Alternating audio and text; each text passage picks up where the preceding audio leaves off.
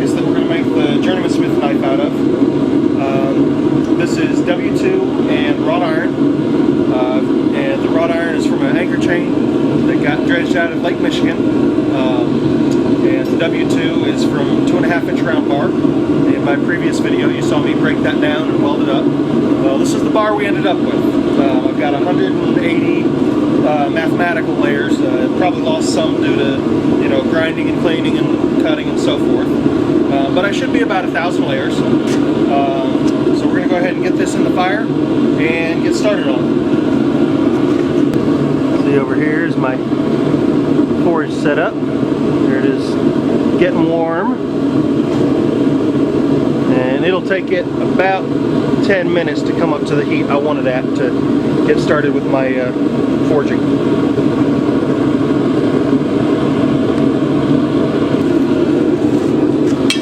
The first thing we're going to do is start forging down the point. I'm going to hang it slightly off the anvil, strike back towards me.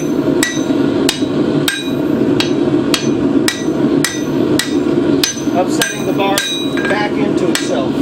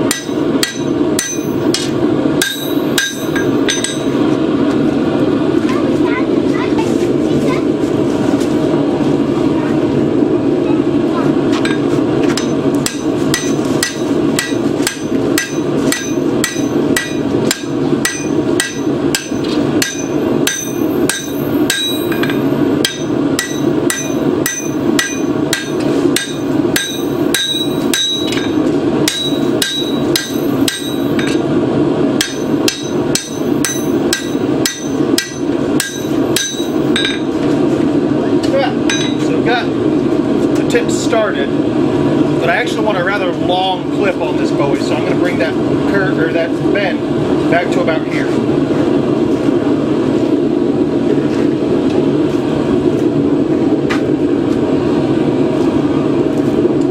going to have to pull that point back about there.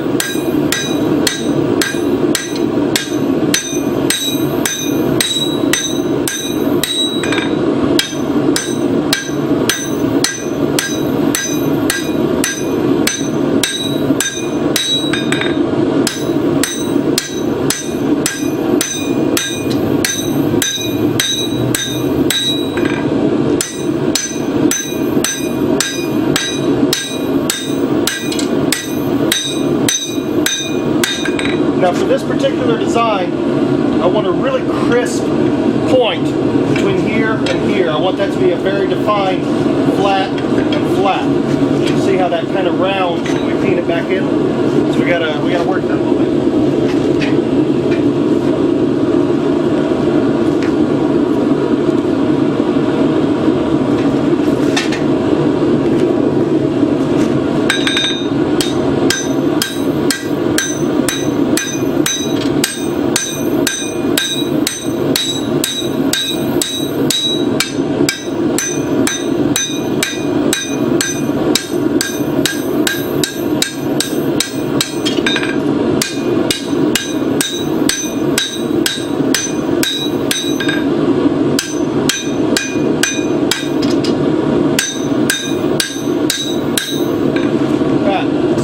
With that.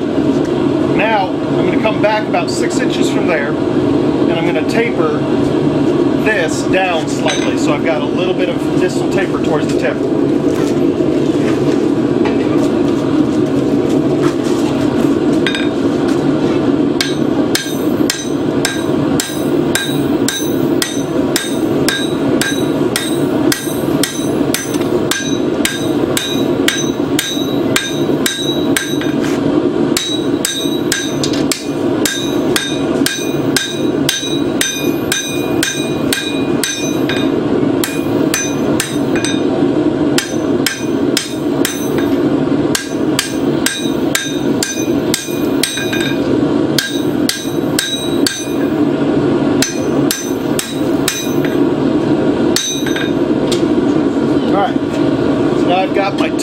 down.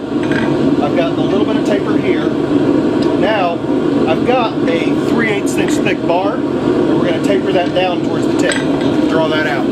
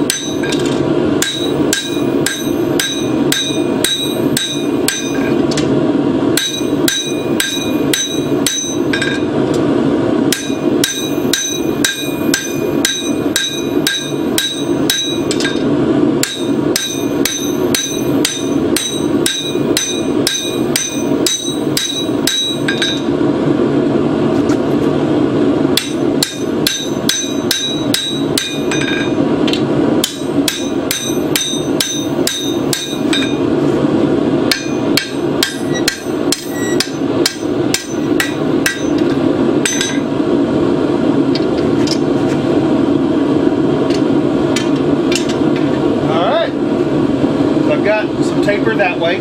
I'll do some more later as I put my bevels into. I'll use the tapering then the back to straighten the blade. So I'm going to go ahead and get started on the bevels now.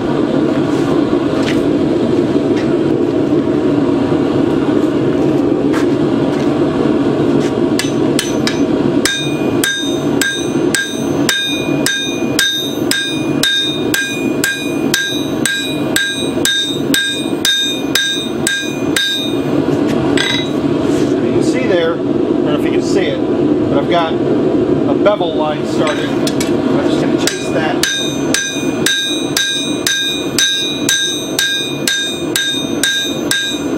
All the way down.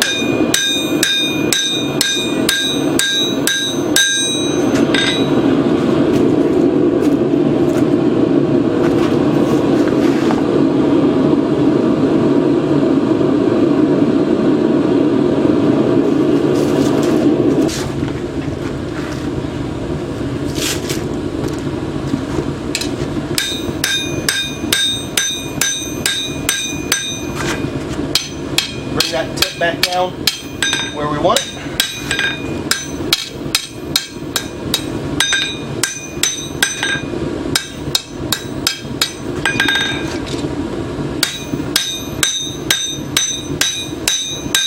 And get our bevel going on the other side of the blade.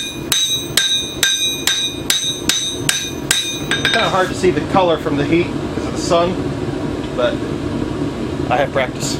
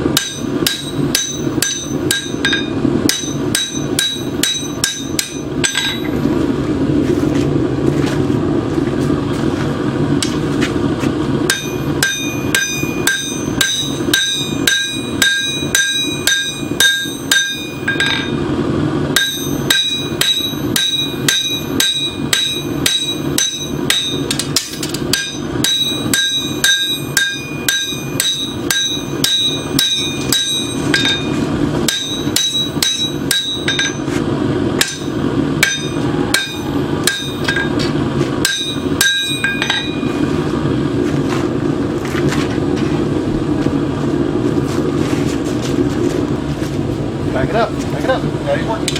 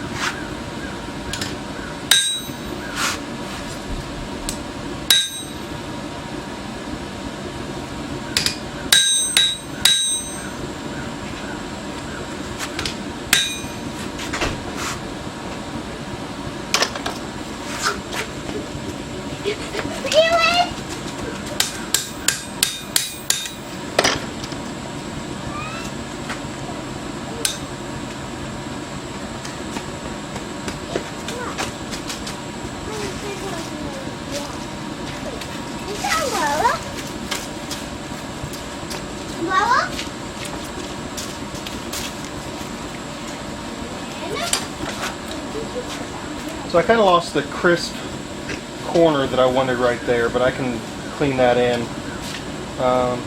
Pretty good. Pretty happy with that.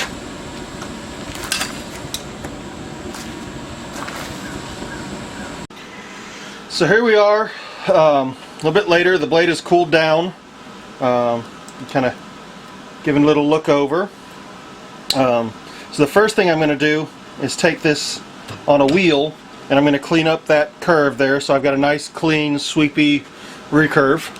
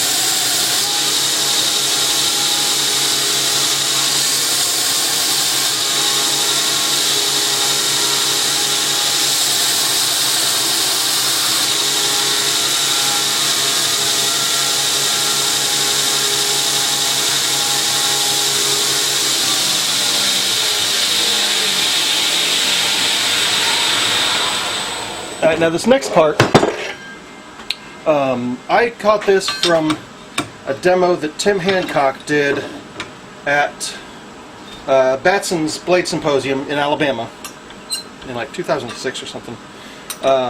He was doing a demo on blade grinding, and at the time I didn't pay much attention to it because, you know, I thought I was cool. I was having fun up until I started doing chef's knives.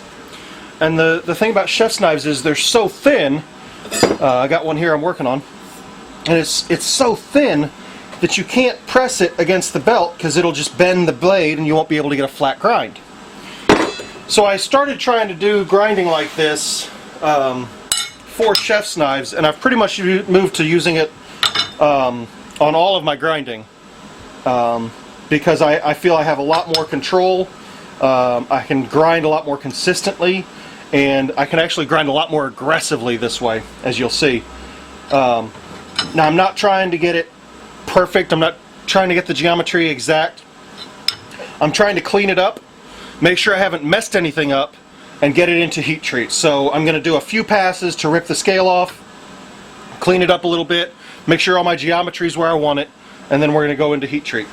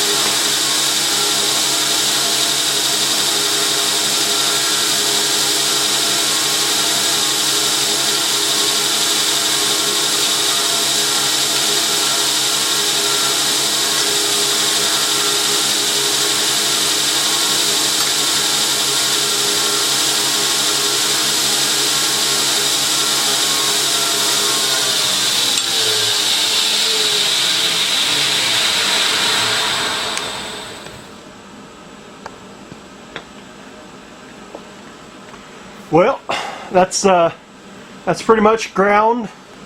There's obviously some issues with it. It's not perfectly cleaned up. The geometry's not exactly straight.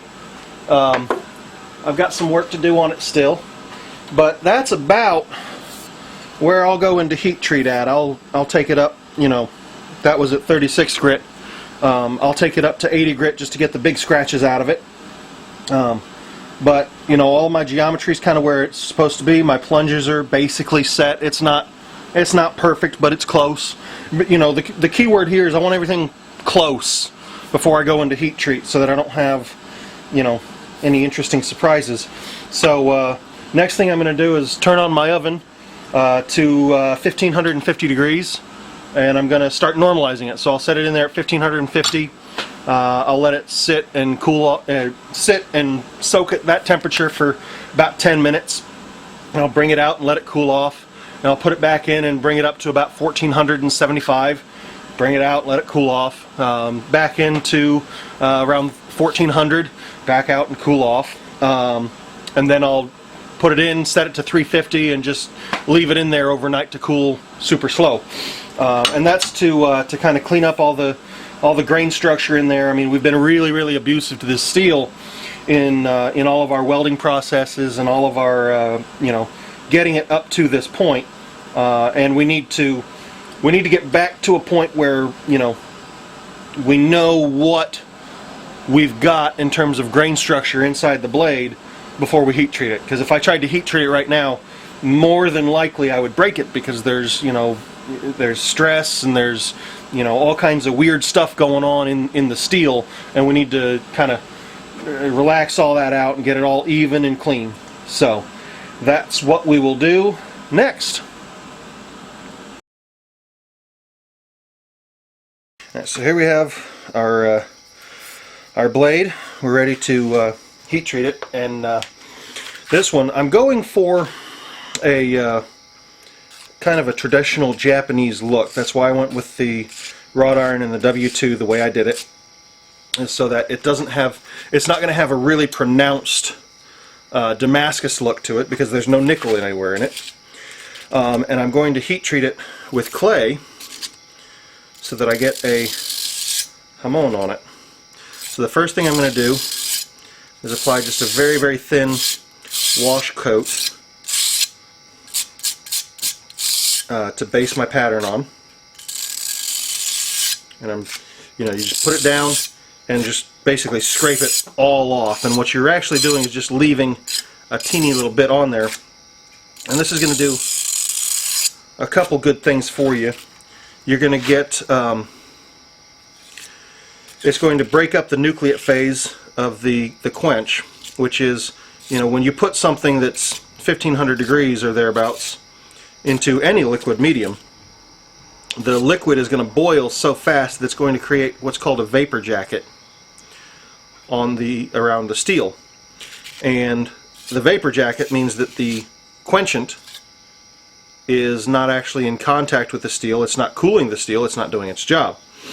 So you want to get past that phase of the quench as quickly as reasonably possible. And the smoother the surface that you're quenching is, the longer that phase of the quench will last. That's actually what I want right there. So we're just going to lay out some pattern on here.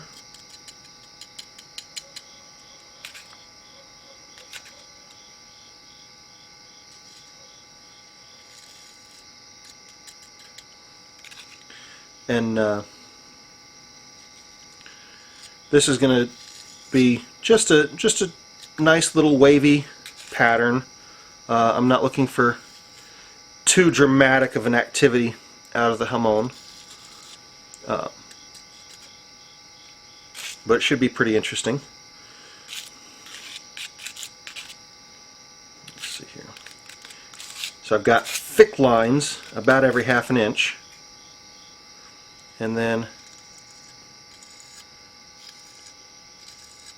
I'm going to pull thin lines in between.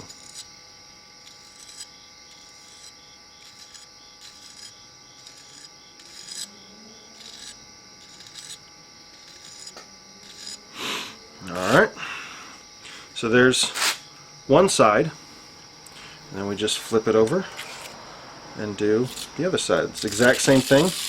Just going to put down a very, very thin wash coat. Turn myself so you can probably see a little better. And then, the way I do it is just to start building up some thickness back on the spine, and then bring it down from there. And you don't need a lot of thickness. That's one thing that a lot of guys trying to do hamon do wrong at first, is they layer the clay on super thick, and it's not really necessary. And in fact, it actually really is detrimental to your heat treat, because what you actually want is a 1/16 of an inch or less thickness of your clay. And then if you actually have heat control to where you're not drastically overheating your steel in the quench, that is more than sufficient.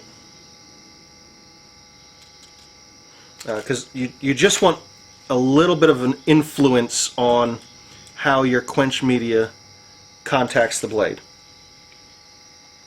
A common misconception in terms of heat treating with hamon, that is way too thick, that last glob.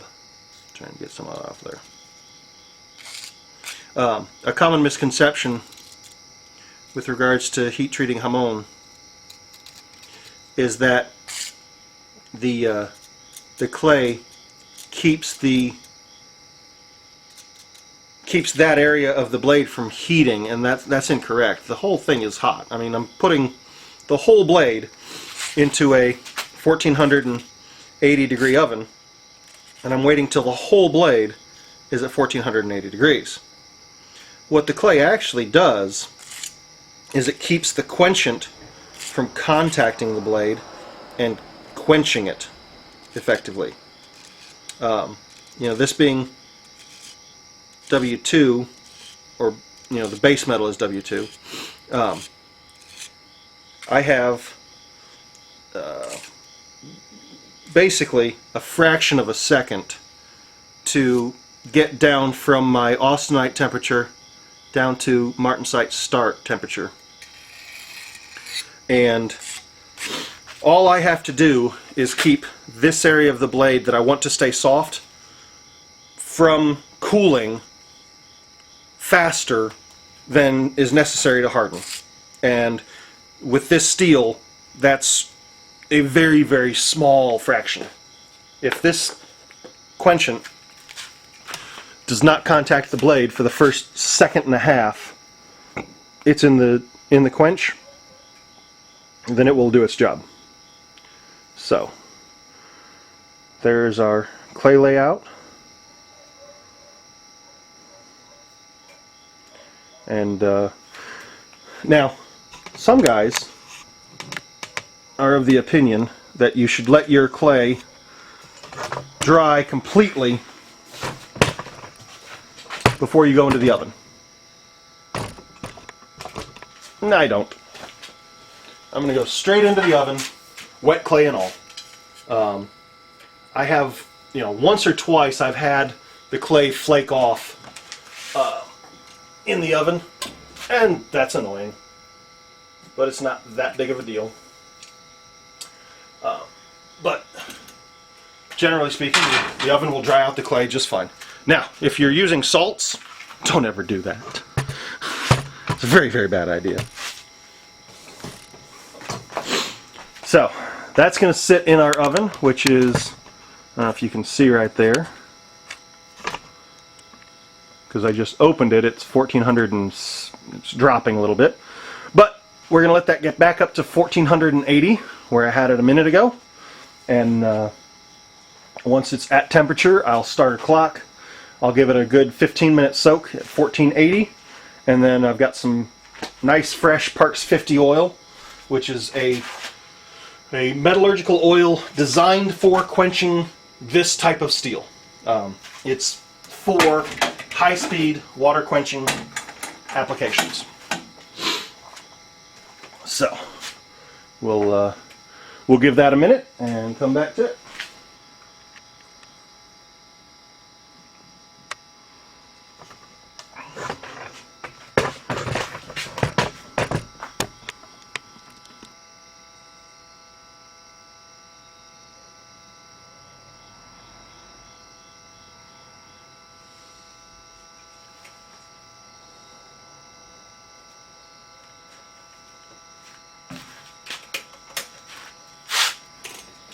Here we go.